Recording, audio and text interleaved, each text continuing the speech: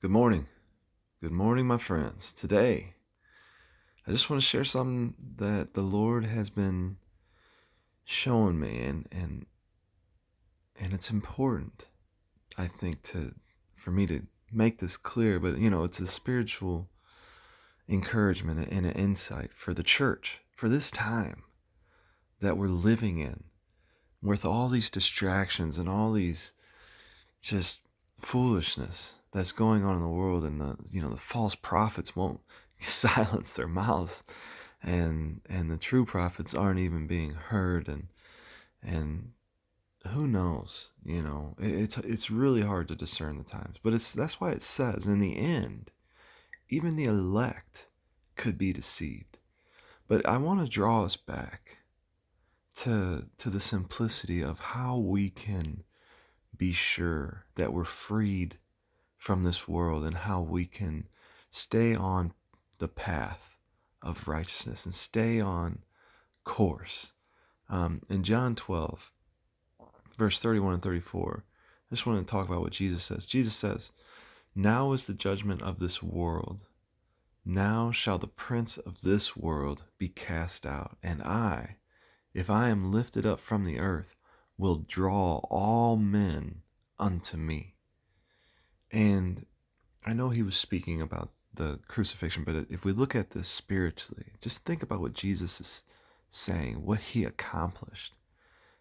He says, if I am lifted up from the earth, I will draw all men unto me. If you exalt Jesus above everything in this earth, above everything in this world, he will draw men to himself.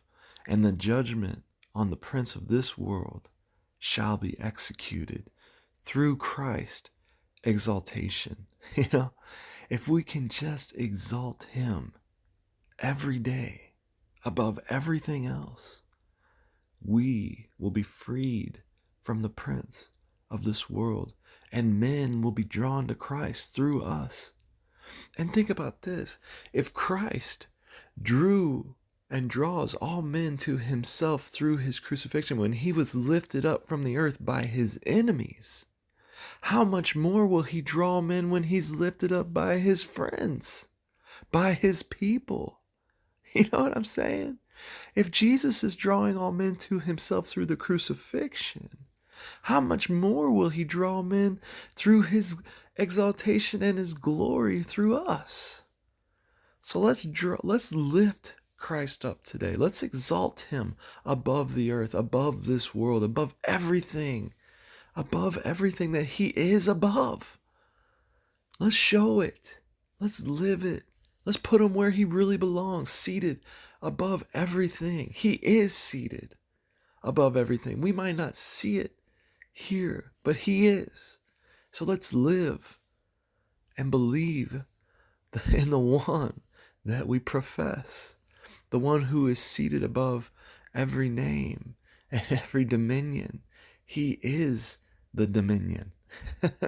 There is no other dominion but Christ dominion.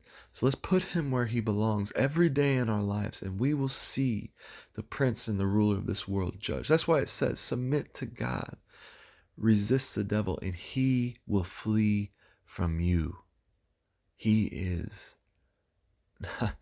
can't resist the dominion that he is below and that has already conquered him.